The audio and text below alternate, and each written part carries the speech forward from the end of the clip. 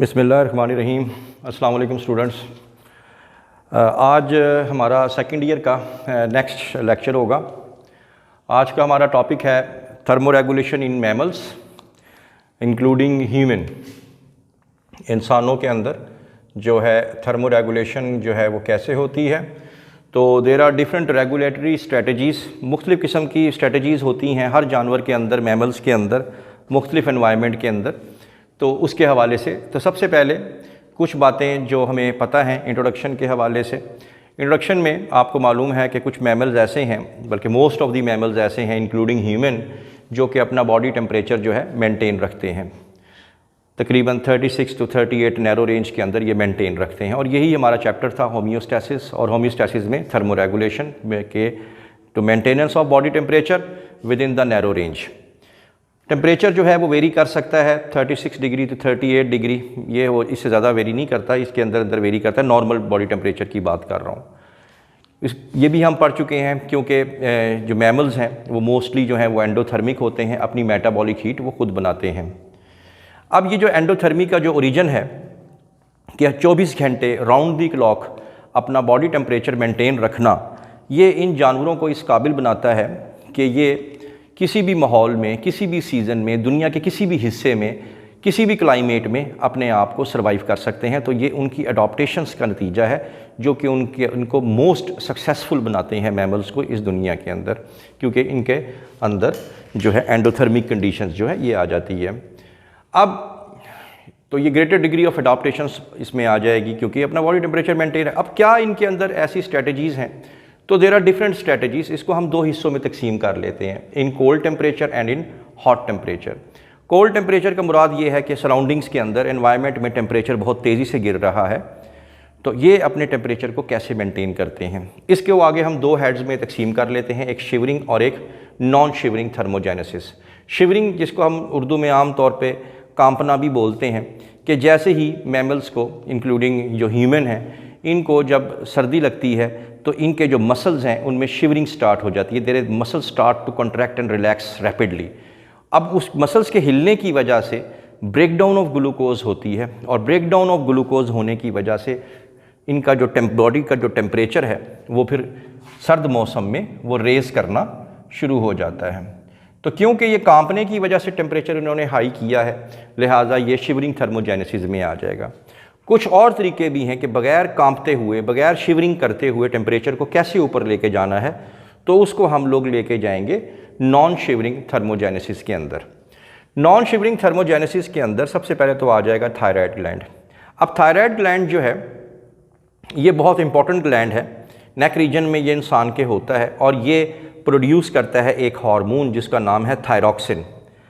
Thyroxine जब produce होता है और ये ब्लड में चला जाता है तो फिर ये हमारी जो मेटाबॉलिज्म है हमारी, यानी break down of glucose, break down of glucose जो है वो इंक्रीज़ कर देता है सेल्स के अंदर। और आपको पता है कि जब ग्लूकोज ब्रेक डाउन होती है सेल्स में तो एनर्जी प्रोड्यूस होती है। कार्बन डाइऑक्साइड तो होती है लेकिन एनर्जी भी प्रोड्यूस होती है, और उसी एनर्जी से कोल्ड टेम्परेचर में टेम्परेचर ऊपर चला जाता है। अब क्योंकि ये बग़ैर कांपते हुए हुआ है, बग़ैर मसल्स को कॉन्ट्रैक्ट करके थायरॉक्सिन की वजह से हुआ है, लिहाजा ये नॉन शिवरिंग थर्मोजेनेसिस में आ जाएगा।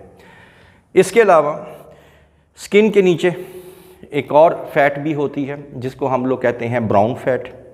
ब्राउन फैट जो है it is an adipose tissue. इसको ब्राउन इस वजह से कहते हैं कि it is rich in mitochondria. इसके अंदर माइटोकॉन्ड्रिया बहुत ज़्यादा होता है, और माइटोकॉन्ड्रिया जो है आपको अच्छे तरीके से पता है कि it is the power house of the cell. ये एनर्जी प्रोड्यूस करता है, और brown fat is richly supplied with the blood capillaries. तो इसकी वजह से भी सर्द मौसम में टेम्परेचर इंक्रीज़ होना शुरू हो जाता है, और ये जो है ये इस तरीके से काम करती है और सर्द मौसम में टेम्परेचर को मेंटेन रखती है। एक और फिजियोलॉजिकल अडॉप्टेशंस में आ जाता है वैज़ोकॉन्स्ट्रिक्शन। इसके बारे में भी मैंने बताया था आपको कि ये देखें कि ये ब्लड के हमारी जो स्किन है और ये ब्लड कैपिलरीज़ हैं, गर्मियों में ये ब्लड कैपिलरीज़ बिल्कुल स्किन के पास पास पहुंची हुई होती हैं ताकि यहाँ से हीट को बाहर निकाला जा सके। लेकिन क्योंकि अब कोल्ड मौसम में सर्दियों की बात करनी है तो ब्लड कैपिलरीज़ कॉन्स्ट्रिक्ट होकर नीचे आ जाती हैं ताकि जो अंदर की गर्मी है वो बाहर ना जा सके और जो बाहर की सर्दी है वो अंदर ना आ सके। इस फिनोमेना को हम लोग कहते हैं वैसोकंस्ट्रिक्शन, जो कि एक फिजियोलॉजिकल अडॉप्टेशन है। तो इस तरीके से भी जानवर जो है अपनी अंदर की एनर्जी को, अपनी अंदर की हीट को जो है बाहर निकलने से रोकते हैं। इसके अलावा सबको मालूम है कि सब मैमल्स जो हैं उनके पास फ़र होती है। ये फ़र जो है सर्दियों के अंदर, जैसे पोलर बियर वगैरह हैं, मुख्तलिफ जानवर हैं, इनकी फ़र जो है ये रेज़ हो जाती है। रेज़ होने की वजह से क्या होगा कि इसके अंदर स्टिल एयर ट्रैप हो जाती है और हवा भी गर्म हो जाती है उन फ़र्स के अंदर, और बाहर की ठंडी हवा अंदर नहीं आ पाती और अंदर की गर्माइश बाहर नहीं जा पाती। तो इस तरह ये ठंडे मौसम में भी अपने आप को गर्म रखने में कामयाब हो जाते हैं। सिमिलरली एक और स्ट्रेटजीज़ वेल्स एंड सील्स, आपको पता है बहुत ठंडे ओशंस के अंदर ये रहते हैं, बर्फ़ वाले ओशन में रहते हैं। तो इनके पास भी एक एडिपोज टिश्यू होता है स्किन के नीचे, जिसको हम लोग कहते हैं ब्लबर। ये ब्लबर जो है बिल्कुल ऐसा ब्लैंकेट काम करती है, थिक ब्लैंकेट की तरह काम करती है, यानी बाहर की सर्दी को अंदर नहीं आने देती और अंदर की गर्माइश को बाहर नहीं जाने देती। तो ये जो स्ट्रेटजीज़ हैं इन जानवरों के अंदर इन कोल्ड टेम्परेचर में होती हैं। इसी के साथ साथ अगर हम देखें इन हॉट टेम्परेचर के अंदर जानवरों के अंदर क्या तब्दीलियाँ। अब हॉट टेम्परेचर में क्या होगा, जानवर का टेम्परेचर बढ़ेगा। क्यों? क्योंकि मौसम का टेम्परेचर, जो एनवायरनमेंट का टेम्परेचर भी बढ़ रहा है। अब जानवर का टेम्परेचर जो है वो नैरो रेंज में बढ़ेगा क्योंकि मैमल्स में आ रहे हैं वो, तो वो अपने टेम्परेचर को ज़्यादा बढ़ने क्यों नहीं देते? क्या स्ट्रैटेजी है उनके पास? तो सबसे पहली बात तो यही आ जाती है, एवेपोरेटिव कूलिंग आ जाएगी। एवेपोरेटिव कूलिंग के अंदर बहुत सी चीज़ें इसमें आ जाती हैं। इसके अंदर जैसे अभी आप देख सकते हैं पर्सपायरेशन है, पसीने का आना है, गर्मी हुई, बॉडी का टेम्परेचर बढ़ना शुरू हुआ with in the narrow range, साथ ही पसीना शुरू हो गया, पसीना हवा में जाएगा तो पर्सपायरेशन होगी, और पर्सपायरेशन के नतीजे में तो आपको पता है कि evaporation has the cooling effect, temperature जो है वो डाउन हो जाएगा। वेज़ोडाइलेशन क्या होता है? इसी का रिवर्स होता है कि कैपिलरीज जो हैं गर्मियों के अंदर ज़्यादा टेम्परेचर में ये कैपिलरीज डायलेट करके स्किन में चली जाती हैं, स्किन के बिल्कुल अपर लेयर तक चली जाती हैं, ताकि यहाँ से जो गर्म जो ब्लड है उसमें से रेडिएशन की सूरत में जो गर्माइश है वो बॉडी से बाहर निकले और टेम्परेचर जो है वो फौरी तौर पे ठंडा हो। इसे कहते हैं वेज़ोडाइलेशन। स्वेट ग्लैंड्स के बारे में पहले भी डिस्कस हो चुका है। स्वेट ग्लैंड स्किन में होते हैं, स्वेटिंग प्रोड्यूस करते हैं और साथ साथ इसकी वजह से टेम्परेचर डाउन हो जाएगा।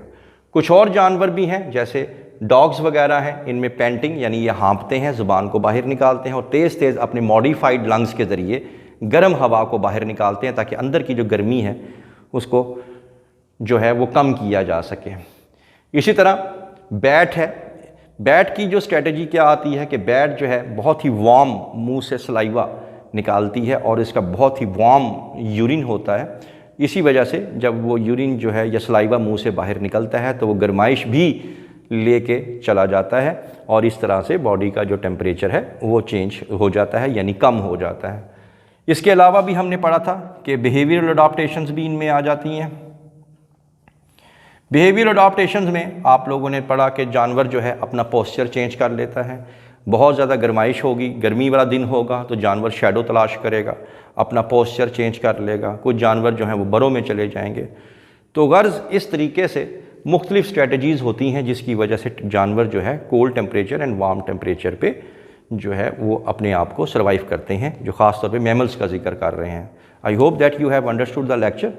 For more interesting videos please stay connected with us. Thank you very much.